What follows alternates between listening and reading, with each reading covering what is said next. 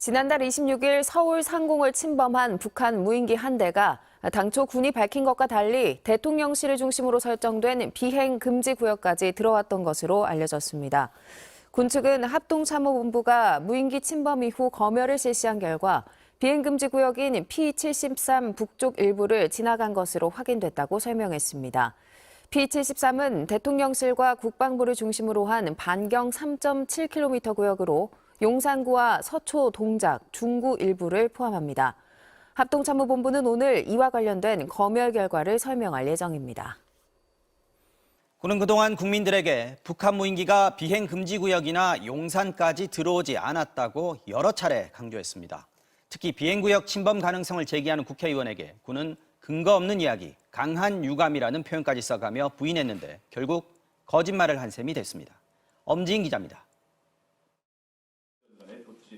북한의 무인기 침범 이틀 뒤 열린 국회 국방위원회. 군은 서울 북부를 동서로 가로지른 무인기의 항적을 담은 지도를 공개했습니다. 의원들의 질의가 이어졌지만 대통령실이 있는 용산 상공엔 오지 않았다고만 강조했습니다. 북쪽에서 용산에서 찍은 용산 사진을 내놓으면 어떻게 할 거예요? 그 용산까지는 오지 않았던 것은 저희들은 확신을 합니다. 그 단계별로 그 감시 자산들에 의해서 다 확인이 됩니다. 그런데 군이 비행 경로를 표시한 자료는 인천국제공항은 없고 잠실섬은 있는 50년 전 지도였고 현재 지도로 보면 서울 도심까지 침투했던 게 아니냐는 의혹이 다시 나왔습니다. 용산으로부터 반경 3.7km가 비행금지 구역이잖아요. 네네. 그 안을 통과했을 확률이 많아요.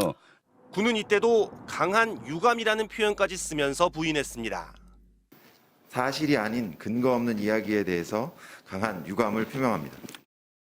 군은 특히 용산 지역에 있는 탐지 자산이 더 우수하고 대부분의 항적을 추적하고 있었다고 설명했지만 이 설명들은 오히려 군의 탐지와 분석 능력 실패를 증명한 꼴이 됐습니다. 종합적인 조사 과정에서 정밀 분석한 결과를 설명드리게 된 것입니다. 언론 보도에 혼란을 초래한 것에 대해 유감스럽게 생각합니다. 하지만 사실상 언론에 대한 사과여서 국민에 대한 것은 아니었습니다. MBC 뉴스 엄지인입니다.